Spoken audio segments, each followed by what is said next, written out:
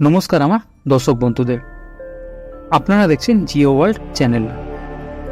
বন্ধুরা, আপনারা কি জানেন আমাদের দেশে প্রতি বছর গড়ে প্রায় 14,000 শিশু জলে ডুবে মারা যায়। আমাদের যদি সাঁতার না জেনেই জলেতে ভেসে থাকার কোনো জাদু ক্ষমতা থাকতো, তাহলে হয়তো প্রতি বছর এত শিশু মারা যেত না। আজ আপনাদের সামনে এমন একটি সাগর নিয়ে আলোচনা করব যেখানে কোনো প্রকার সাঁতার না জেনেও ভেসে থাকা যায়। সেটির নাম মৃত সাগর। জিও ওয়ার্ল্ডের এই পর্বে আমরা জানব কী কারণের জন্য এই সাগরকে মৃত সাগর বলা হয়। জিও ওয়ার্ল্ড চ্যানেলে নতুন হলে আমি অনুরোধ করব চ্যানেলটিকে সাবস্ক্রাইব করে বেল আইকনটাতে ক্লিক করে নিন।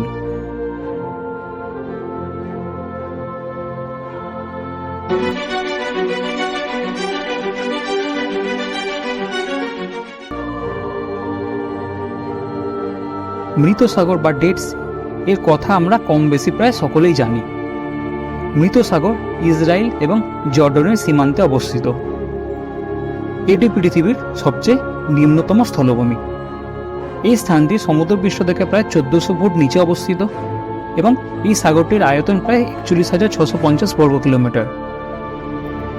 মৃত সাগর মূলত কোনো সাগর নয়, আসলে এটি একটি হ্রদ। পৃথিবীতে এমন অনেক জলাশয় আছে যেখানকার জলে অতিমাত্রায় লবণ ও খনিজ পাওয়া যায়। সাধারণত সাগরের জলে লবণের মাত্রা থাকে 3 থেকে 6%, কিন্তু মৃত সাগরের জলে লবণের পরিমাণ 34%। ওই জলে লবণ ও খনিজের মাত্রা বেশি থাকায় জলের ঘনত্ব এতটা বেড়ে গেছে যে মানুষ সেখানে কোনো প্রকার সাঁতার না জেনেও ভেসে থাকতে পারে। আমরা জানি একটি বস্তু আরেকটি বস্তুর ওপর ঘনত্বের পার্থক্যের কারণে ভেসে থাকে। মৃত সাগরে জলের ঘনত্ব মানুষের শরীরের ঘনত্বের তুলনায় বেশি হওয়ায় মানুষ সেখানে ডোবে না।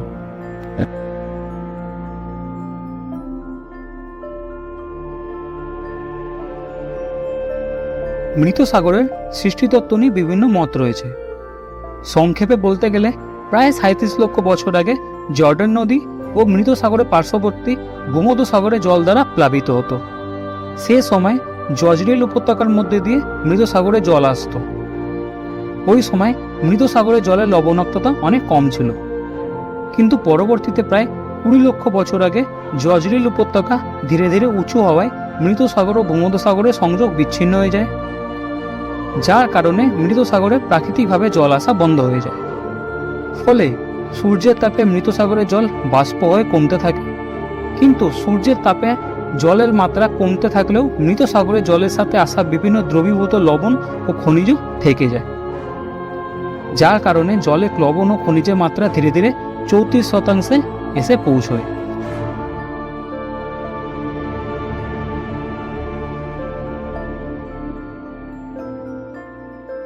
মৃত সাগরের জলে 50% magnesium chloride, 30% sodium chloride, 14% calcium chloride ও 4% পটাশিয়াম ক্লোরাইড রয়েছে। মৃত সাগরের 1000 গ্রাম জলকে বাষ্পীভূত করলে তার থেকে 34 গ্রাম খনিজ লবণ পাওয়া যায়।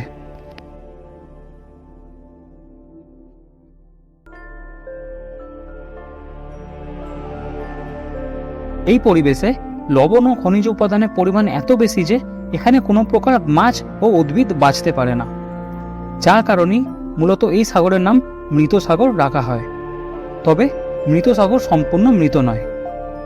সম্প্রতি মৃত সাগরের তলদেশে কিছু ব্যাকটেরিয়ার স্তর পাওয়া গেছে।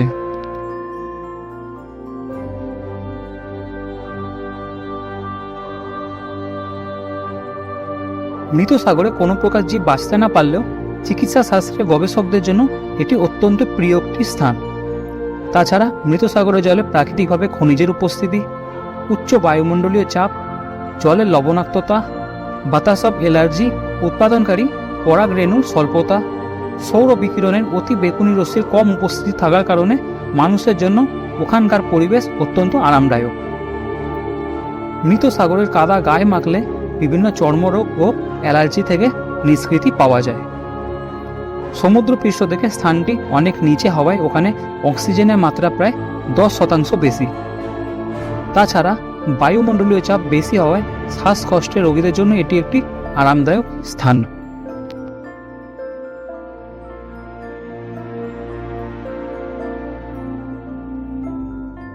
বর্তমান পরিস্থিতিতে মৃত সাগর নিজেই প্রায় মৃত। মৃত সাগরের গভীরতা দিন দিন কমছে। অতীতে মৃত সাগরের গভীরতা কমলেও তা পুনরায় বৃদ্ধির ব্যবস্থা ছিল, কিন্তু বর্তমানে তেমন কোনো ব্যবস্থা নেই।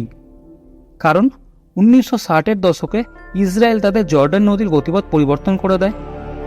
পরবর্তীতে জর্ডানও তাদের ইয়ারমুক নদীর গতিপথ পরিবর্তন করায় মৃত সাগরে জল আসার ব্যবস্থা একেবারেই বন্ধ হয়ে যায়। মৃত সাগরে বাইরে থেকে আর কোনো জল না আসায় সূর্যের তাপে মৃত সাগরের জলস্তর দিন দিন নিচে নেমেই যাচ্ছে। বর্তমানে মৃত সাগর পৃথিবীর সবচেয়ে অগভীর সাগর।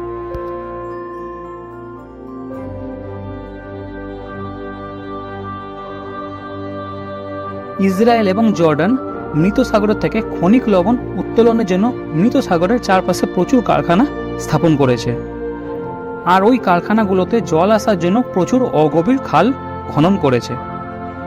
খাল অগভীর হওয়ার কারণে সেখানকার জল সূর্যের তাপে দ্রুত বাষ্পীভূত হয়ে শুকিয়ে যাচ্ছে, আর তলানি হিসাবে নিচে পড়ে থাকে খনিজ লবণ।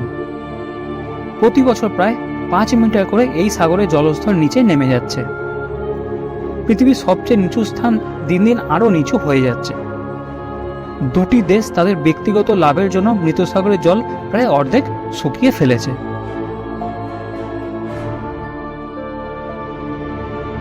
সো বন্ধুরা, আজকের পর্ব এতটাই, এবং কেমন লাগলো আপনাদের মৃত সাগর সম্পর্কে এই তথ্যগুলো জেনে অবশ্যই কমেন্ট বক্সে আমাকে জানাবেন, এবং বেল আইকনটাতে প্রেস করে দিন যাতে নতুন নতুন ভিডিও আপলোড হওয়ার সাথে সাথে আপনারা নোটিফিকেশন পেয়ে যান, এবং অবশ্যই ভিডিওটিতে একটি লাইক দেবেন।